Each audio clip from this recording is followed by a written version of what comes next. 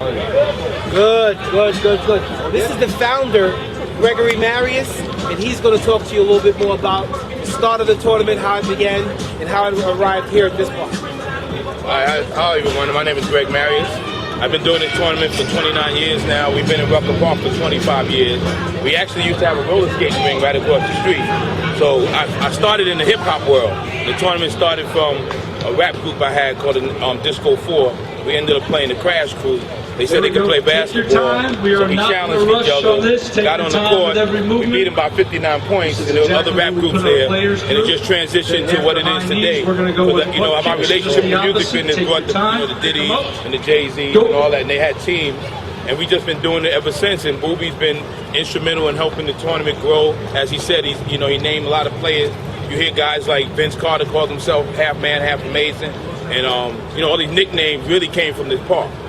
You have Baron Davis, he's too easy. Next one we got is he actually got that name. Everybody from Kobe on up got their nickname from here. Rayful Alston, Skip to My Lou, got his name right here. So I think some of y'all might get some nicknames out of it. I hope it's not no bad names, but but good luck.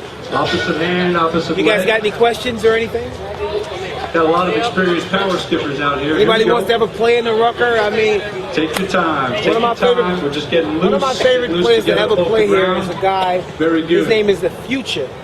He's actually a little point guard. He's been playing for the last, I'd say, 30 years. To be honest with you, he still has his youth. He's still very young looking, and he plays with the young guys, the older guys, and I mean, he's like one of my favorite players out here. The Future. Great. We're just going to karaoke step. Karaoke step, over, under, over, under. Take your time. Go. Open up the hips. Believe it or not, he just brought him up. A guy named Vince Carter. You know Vince Carter. He came, and I don't know if he underestimated the guy he went up against. We call A Butter. But those guys just went one-on-one, three-point shots, matching dunks, matching defense. And I mean, he left here feeling a whole different way about street basketball, man. So Vince Carter, he learned a lot when he came and played here amongst us.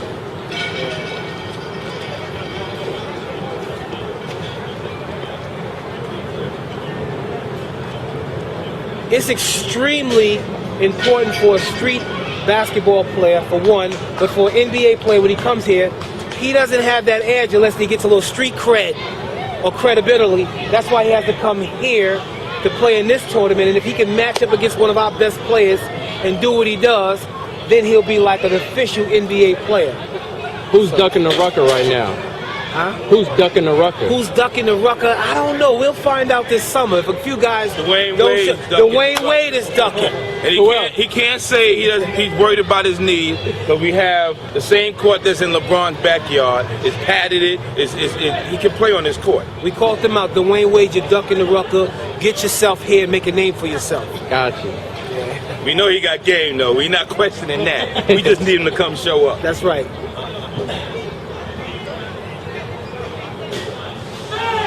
Who's the most recent NBA player that came here that really impressed me? Believe it or not. You said most visible? No, most recent. Oh, most recent. Believe it or not, Kobe 3-ring. Well, he was 3 rings at the time.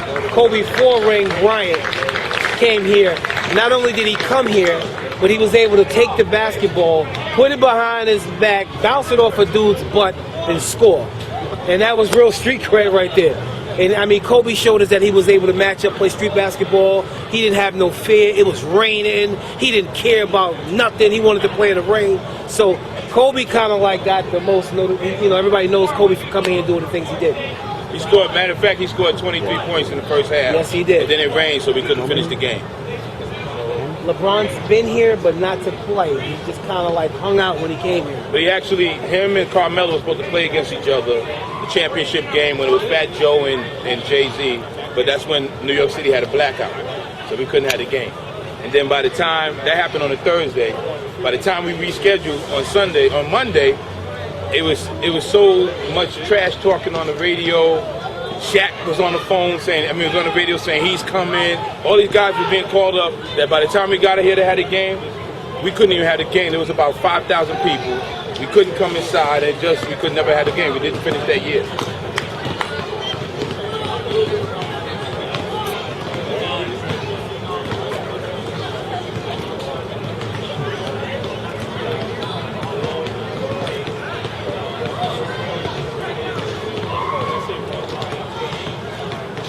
I actually wasn't around for a lot of them, believe it or not, but I've actually heard those stories too.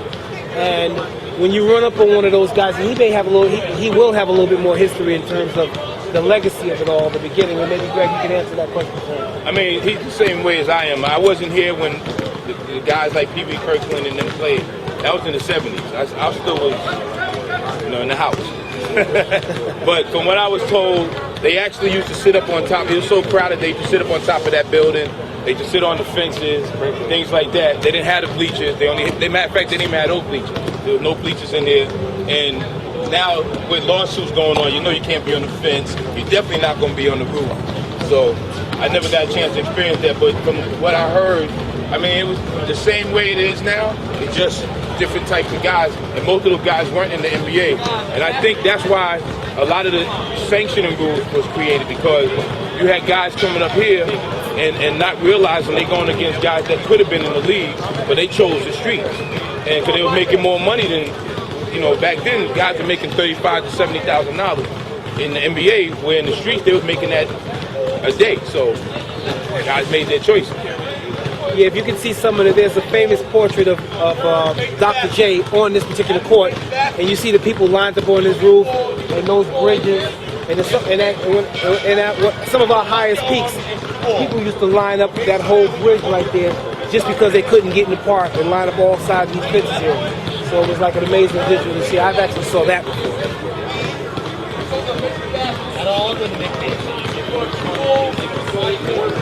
That's a tough. That is tough, and I've given out a lot. I don't know if you guys know the Escalade. First I was calling him the minivan, and then he was getting fatter, and then eventually, when he walked in here 351 some, I was like, Escalade. So that's one of the most famous things I like. And if you don't know, that's Mark Jackson's little brother. Yes. He doesn't like to be known. Not little, but that's his little brother. That's Mark Jackson's little brother. Yeah, absolutely. I come up with a nickname. It could be a combination of how you look and your style of play, what's going on in the world right now. Is it a good movie out there, or a character that you look similar to, or whatever the case may be? And I'll come up with it in my mind as you play, and then that'll be your nickname.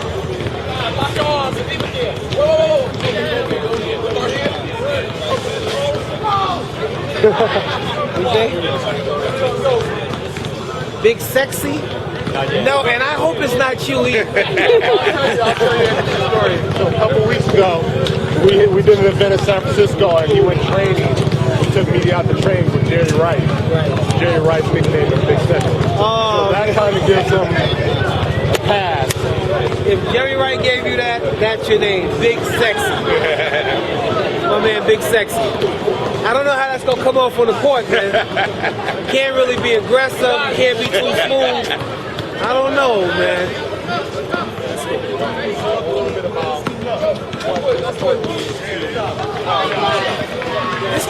This court is a huge deal for Harlem. Kids wait all year. I mean, they just walk past it when the snow is out here. They come out here and play football, but it's just not the same like summer. When summer comes, there's no other tournament in the city that you want to come to besides coming to Rucker Park. Everyone, all these buildings, these projects, these kids clear out. They try to get the best players out of their projects, send them up here, try to get them on a team, to try to get them involved. So it's a whole huge deal. And every time someone comes to Harlem, whether they come from Nova Scotia, Africa, Russia, Canada, and they know anything about basketball, they want to make their way here. So this park is a huge deal, and it means a lot to this community, and we hold it up extremely high. As you can see, this is probably the only park you're going to see like bleachers, like plastic chairs, bleachers, stuff like that. We take really good care of it. There's no graffiti. Everyone knows not to come here and do anything, because this is our park, and it means a lot to the community. And to me, it's like every year I got to figure out what can I do better, because every guy that has a tournament around the city always comes up here. They sit and watch and see what Boobie and them are doing. They sit and watch and see what teams I got, what players I got, because I'm always looking for that new edgy person, new edgy team. But I don't like to be the same. I don't go to anyone's tournament and watch and see what team is hot, because if they in there, they hot, we already have it. So it's like I said, what can I do different? And Nike came and said, you know, Greg, we want to be a part of y'all this year. And I said, well, you got to help my dream come true, which is I wanted to remodel this park. I had the old wooden bleachers, we had the concrete, and then we got the old scoreboard. So you see what they did. They actually said, we're going to buy you bleachers. They put some chairs, cemented it down to the cement thing, and we got a video scoreboard. So we're going to be the first park with a video scoreboard. We can have instant replay. We can put video screen. I can play video games on it if I want. So Can you imagine that big, sexy, and lights?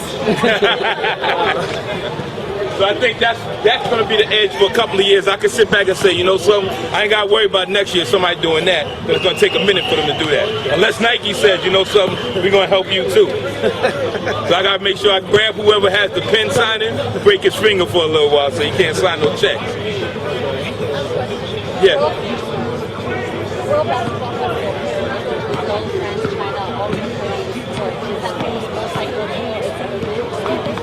Well, we've been fortunate to have the Moscow team come, but they didn't play. So what they're doing, bringing. We're going to play here. She named a few countries. She says that's going to be the biggest mix that we ever had here. Just so you guys know, yeah, so on Saturday, on Friday and Saturday, all that activities will take place here on this court. So obviously, that's to the importance of this court.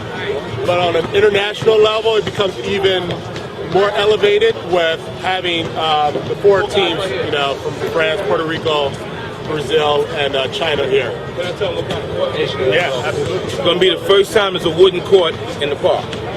They're going to put a wooden surface, they're going to play, going to leave it here. Under one condition, I said, you have to leave it for an extra week so we can play on it for the playoff. So they're going to do that. I will most certainly give out some names in the festival. Got to figure it out, see what the mood's like. And yeah, it's going to be some good names given out. It's going to be a lot of good